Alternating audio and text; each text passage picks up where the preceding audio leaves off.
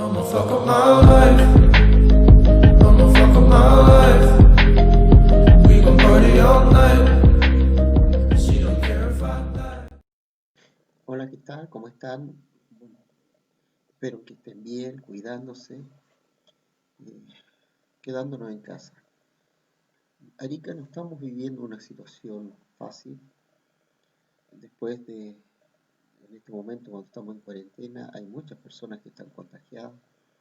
Hay sectores de Arica, por supuesto, que hay más contagios que otros, pero en la medida que nosotros nos cuidemos, ustedes se cuiden, la familia se cuide, este, este virus no va a seguir provocando daños en la población nuestra. Debemos de cuidarnos, debemos estar todos alertas a esta situación. Después dicho esto, quiero recordar que nosotros estamos viendo en la historia de Chile el periodo que se denomina colonia. Y decíamos que la colonia va desde aproximadamente 1600 hasta la creación de la primera Junta de Gobierno en 1810. Durante ese periodo, los españoles dominan todo este territorio y se creó una serie de organismos que los vimos para poder controlar este vasto y gran territorio que es América. También hablamos acerca de la sociedad de la época colonial y conversamos, ¿no es cierto?, que en esta época colonial había una estructura, la vimos piramidal, donde en la parte superior estaba el español venido desde España, o el español peninsular, luego estaban los criollos, y en la base de la pirámide estaba el,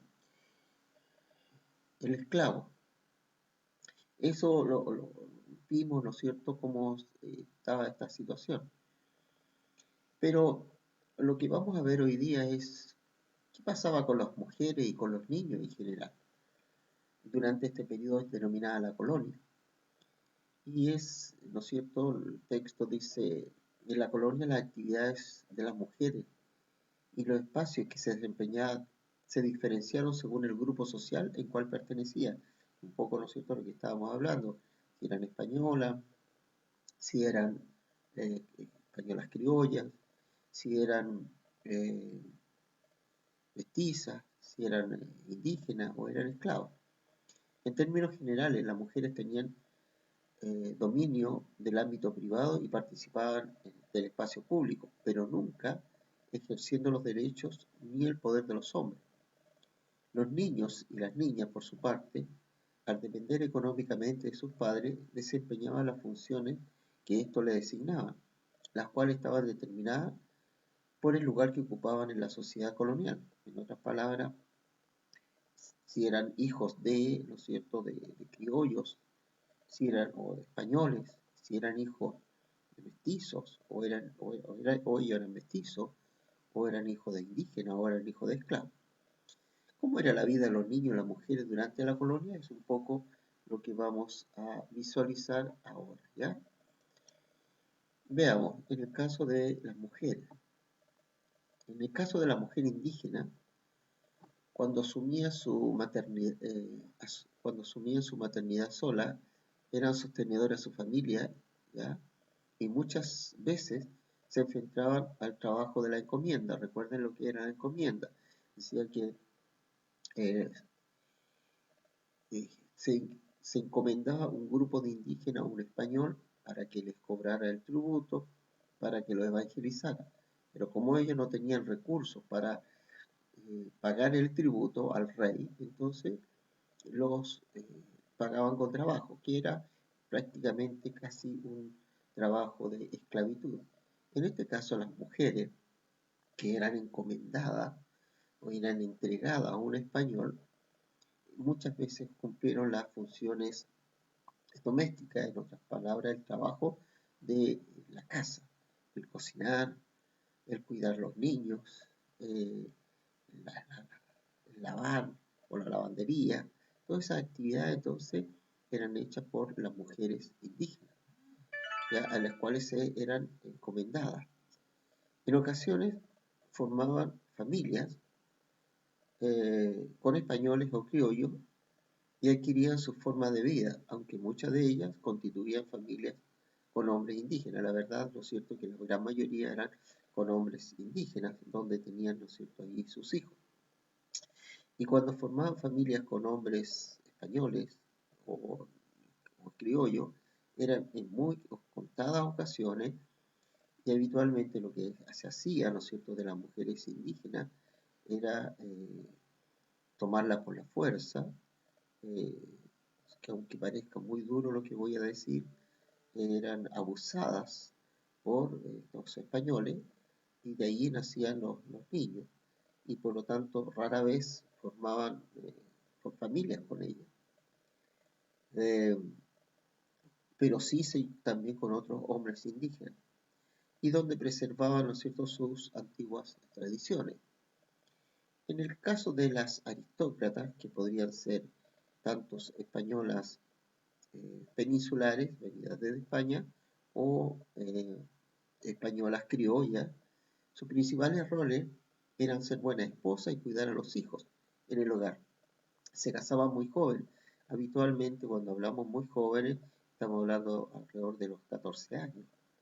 Eh, y sus uniones muchas veces eran concertadas entre familias por conveniencia, que significa que eran concertadas, significa que ellas no se enamoraban de alguien, eh, sino que por el contrario, sus padres decidían con quién casarse, con quién tenía que casar, de tal manera que al unir dos familias, se unían, ¿no es cierto?, por razones a veces económicas.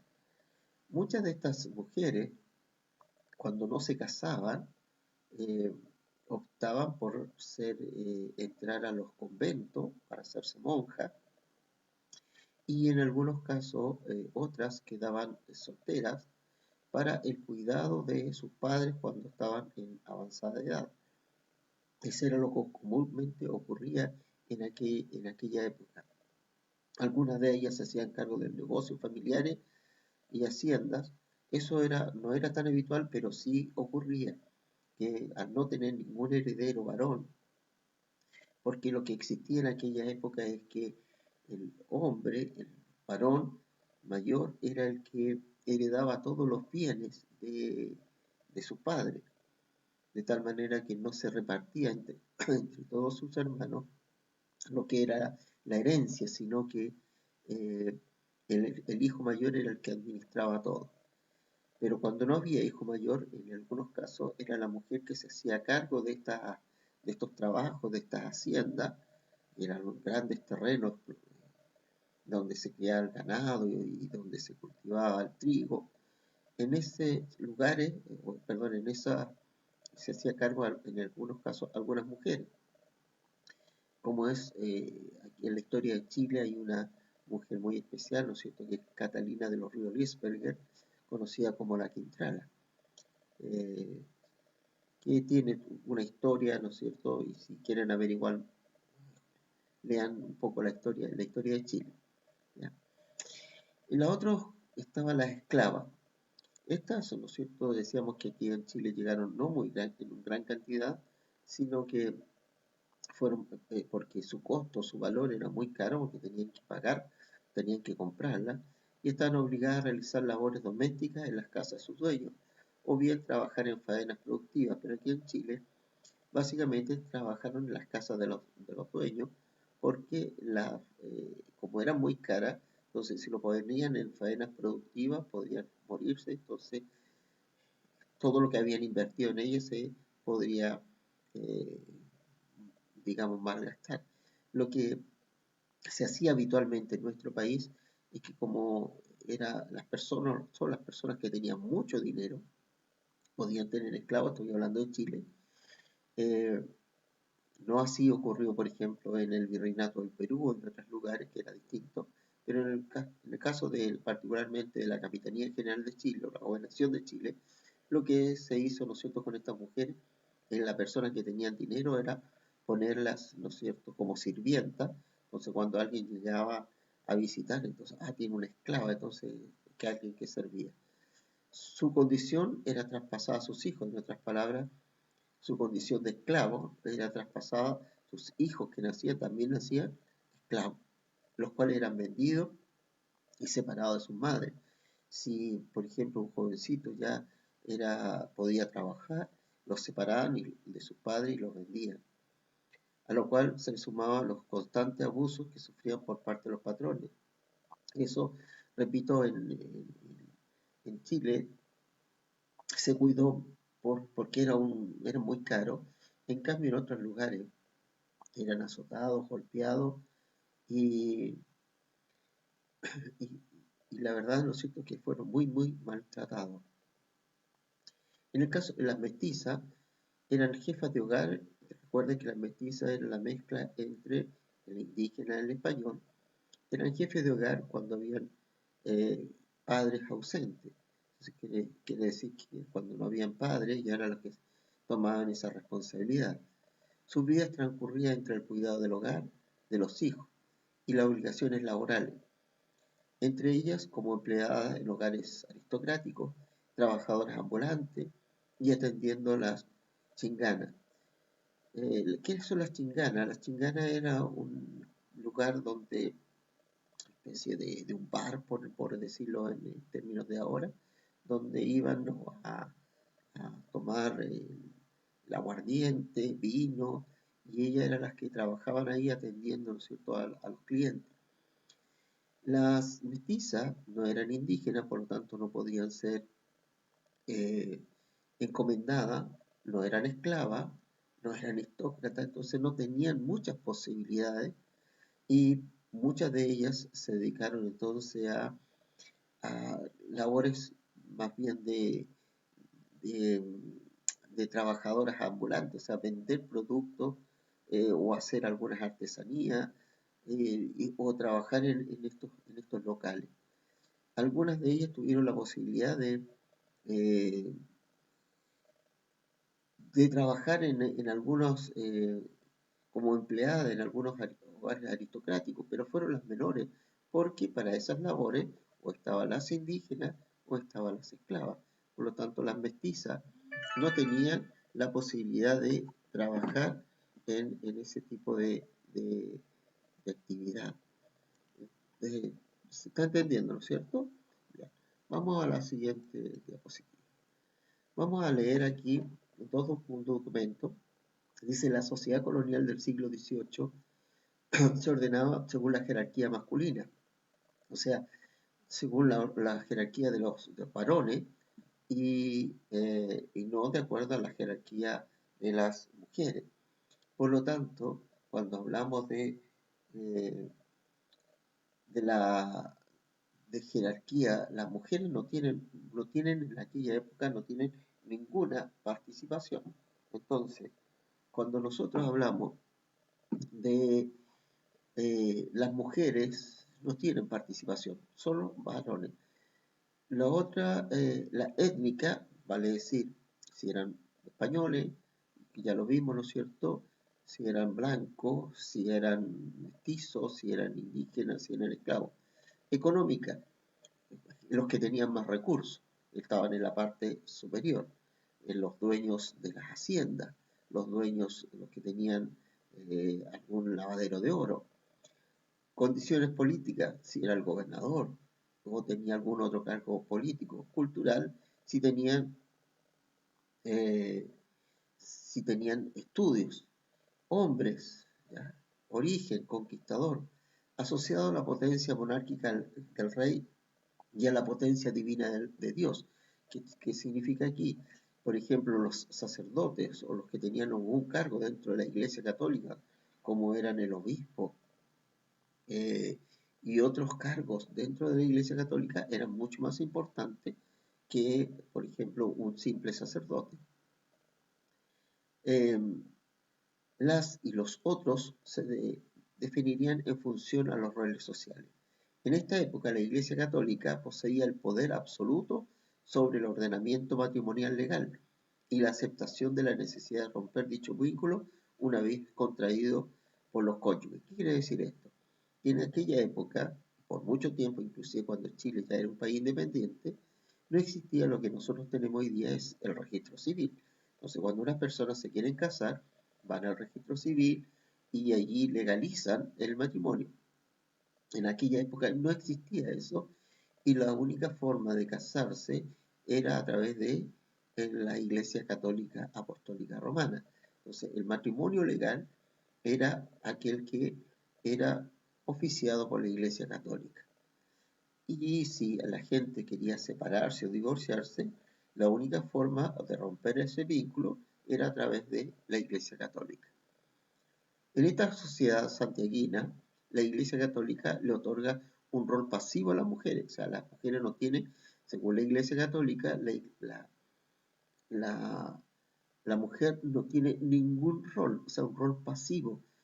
Todo el rol, ¿no es cierto?, está en los hombres. Los hombres son importantes. Estoy hablando siglo XVIII, no estamos hablando de la actualidad, estamos hablando en esa época. A excepción de los conventos.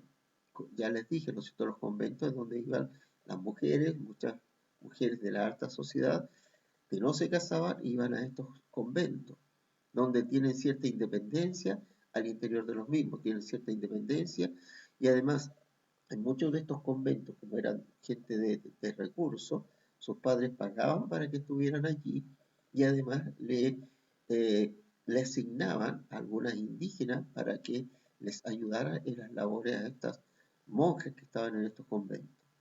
Las mujeres religiosas en su mayoría provienen de sectores acomodados de la sociedad, encontrándose entre ellas algunas indias y esclavas al servicio de las religiosas, que es lo que yo le acababa de decir. O sea, estas mujeres iban, les pagaban, de hecho, habían listas de espera para entrar a estos conventos donde los padres adinerados les pagaban para que estuvieran allí en estos conventos y allí, ¿no es cierto?, ellas pudieran desarrollarse.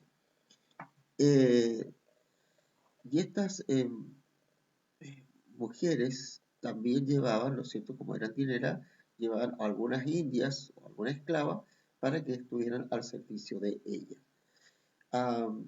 Si alguna vez tienen la posibilidad de visitar la ciudad de Arequipa, en la ciudad de Arequipa hay un convento que de hecho todavía hay monjas allí, pero es un convento que es un museo donde uno lo puede visitar y que está tal cual como era en la época colonial. Entonces cada una de estas mujeres tenían una especie de casa donde ellas vivían al interior de este convento, este claustro, porque no podían ver a su familia, no podían salir de ese lugar una vez que entraban a este convento, no salían y se quedaban y vivían, ¿no es cierto?, hasta que ellas fallecían. O sea, toda su vida dedicada supuestamente a Dios y a su actividad religiosa. Este es un documento adoptado de la Iglesia Margarita Valencia Familiar, ¿no es cierto? La autora es una historiadora chilena. Vamos a ver otros documentos que tienen que ver con las mujeres. Dice, la mujer era siempre representada por el marido, o sea, ella no hablaba, quien hablaba era el marido.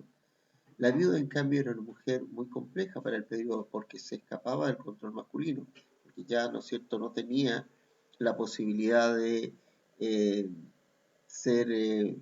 ya no tenía, estaba el varón para que hablara por ella, ella muchas veces tenía los recursos y de tal manera, ¿no es cierto?, que escapaba a este control masculino. Pero si tenía hijos varones mayores, que allí no tenía ningún control y quien tomaba el control iba a ser este hijo. No había ningún hombre que lo controlara, su marido había muerto, lo que generaba el conflicto. En muchos casos, en la tradición occidental, la vida se transformaba en brujas, perseguidas por las comunidades locales, porque no estaban controladas por un hombre. Era una mujer que podía interceder por sí misma en la justicia y la justicia las protegía. O sea, era una mujer ya mucho más libre y tenía voz, a diferencia, ¿no es cierto?, de la mujer casada que no podía tener voz. Las viudas tenían derecho a que, si se presentaba en un juicio, el caso podía verse directamente en la Real Audiencia. Recuerde que la Real Audiencia era como los tribunales en aquella época, saltándose la primera instancia judicial. Esto se llamaba caso de corte. como un mecanismo de protección, perdón, para la mujer. O sea, la mujer sí, en este caso de viuda, tenía ciertos derechos. Esto es un documento adaptado por Verónica Undurraga. Eh, es una historiadora que a partir de estudio de los casos de la corte ha podido establecer que las mujeres también aparecen como protagonistas en aquellos, en estas querellas y no solo como víctimas. O sea, en otras palabras, la mujer viuda tenía mucho más posibilidades que las mujeres casadas. La mujer viuda, por lo tanto, ella podía representarse sola en un juicio, no así cuando estaba casada, porque si estaba casada, quien debía representar en el juicio era el esposo y no ella por sí misma. En cambio, la mujer viuda sí lo podía hacer. Veamos este documento que tiene que ver con los niños. Y esto me interesa mucho para que lo entiendan. Son dos documentos. Dice, los niños ocuparon parte importante de los espacios de intimidad en la aldea tradicional. Sin embargo, no se conoce mucho de ellos. El mejor término que podemos utilizar para definir la vida de los niños en la aldea sea inseguridad, la miseria, el escaso desarrollo de la medicina y la visión que se tenía respecto a la crianza de los hijos llevaron a que la infancia estuviera mezclada por altas tasas de abandono, mortalidad y maltrato. ¿Qué ocurre? En el caso de los niños, están prácticamente invisibilizados, o sea, no se ven, no se notan en la historia, no aparecen, no hay registro acerca de los niños durante este periodo colonial. Son muy pocas las menciones que se hacen de ellos. Y los niños en las aldeas, vale decir, donde estaba la población más pobre, eh,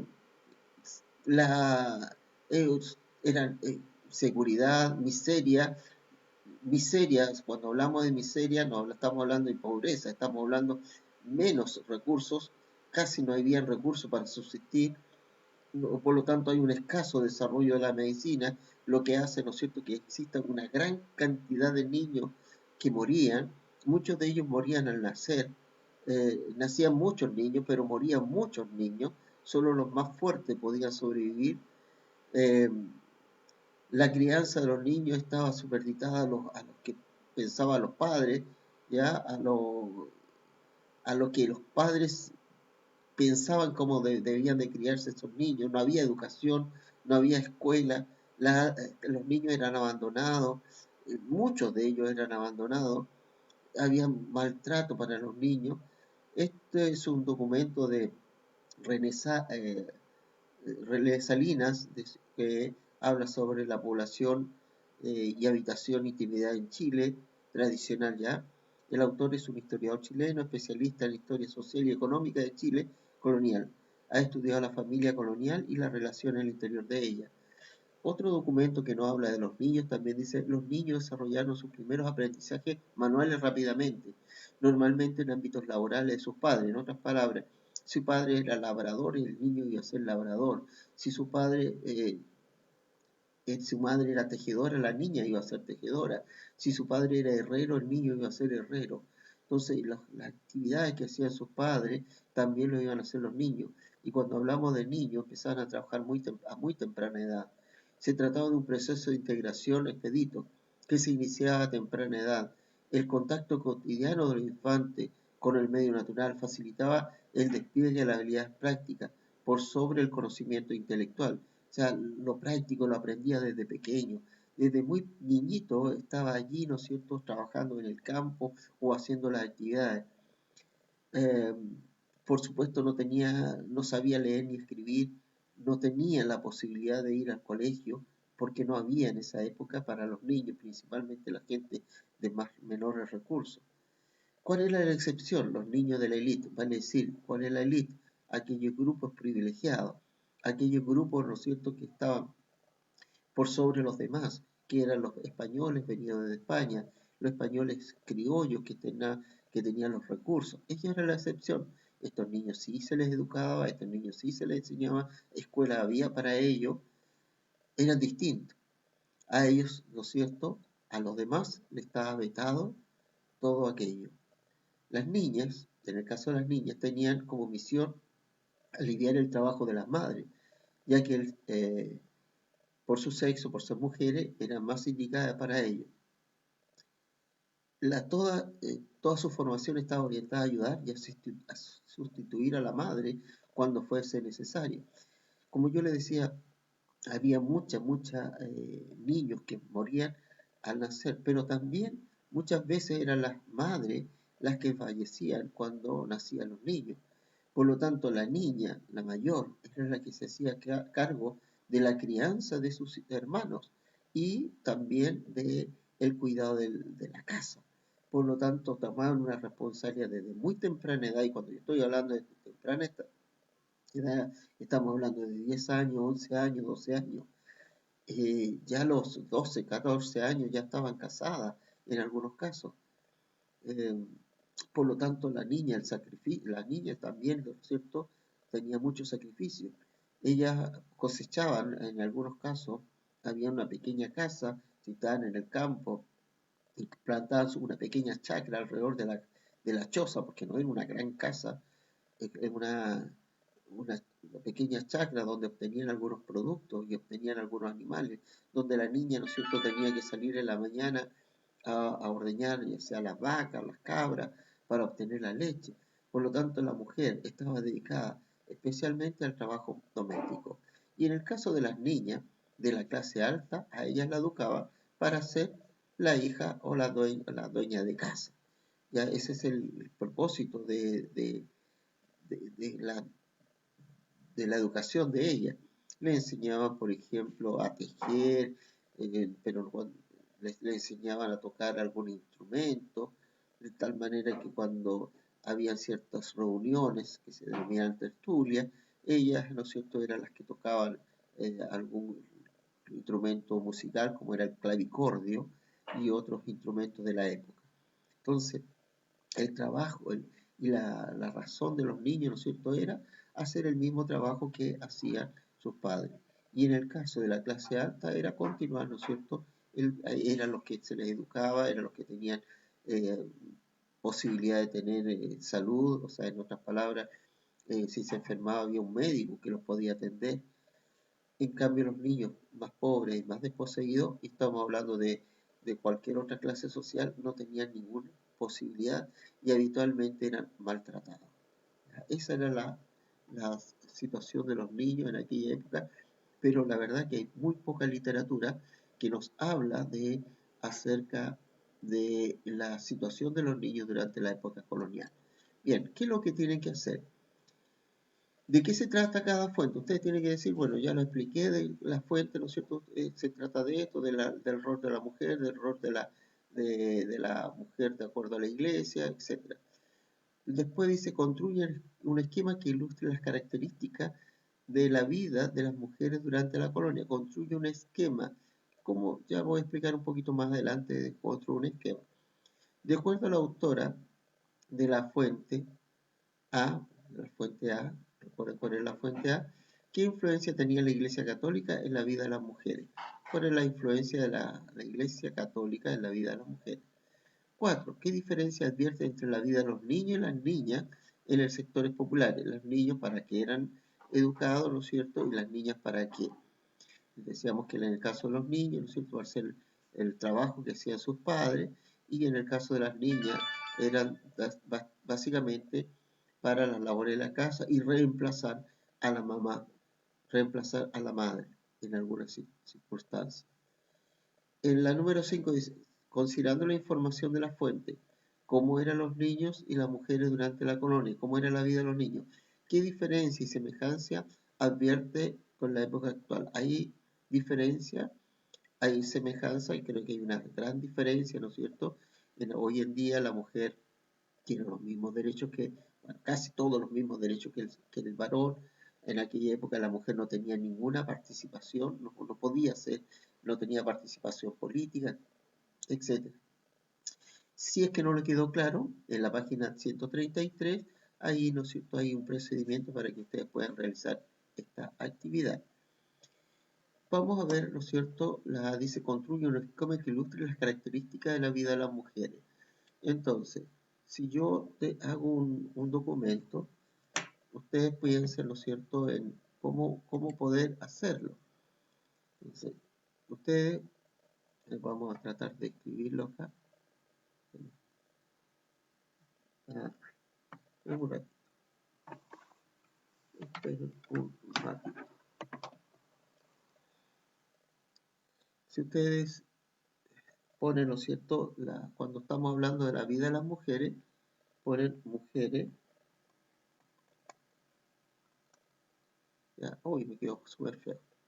Mujeres durante la colonia.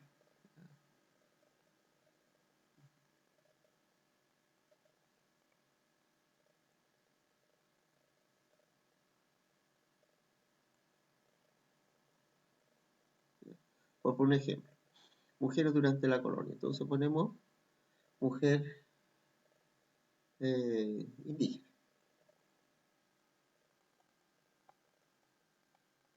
Ya, la mujer indígena. Y aquí ponen entonces ustedes, por ejemplo, bueno, pueden poner algunas características de la mujer indígena. Ya, vamos a ver, vamos a escribir con otro color para que. Ya, pueden poner algunas características de la mujer indígena. Eh, entonces, pon todo ahí algunas características de esta mujer. Aquí cuando pones a la esclava, ¿no es cierto? Que la mujer podía ser era esclava, trabajaba en las labores de la casa, y la mujer, ¿no es cierto?, mestiza. Entonces ustedes ponen así. Y pueden colocar, ¿no es cierto?, una, de esta manera.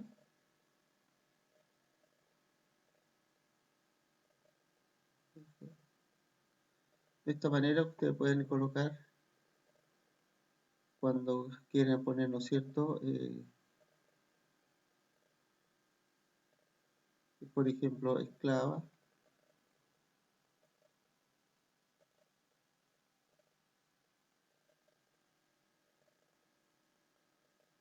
mestiza,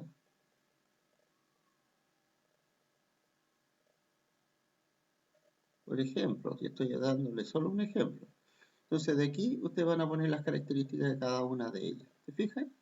Eso es las mujeres durante la colonia. Es más o menos lo que podría ser un esquema.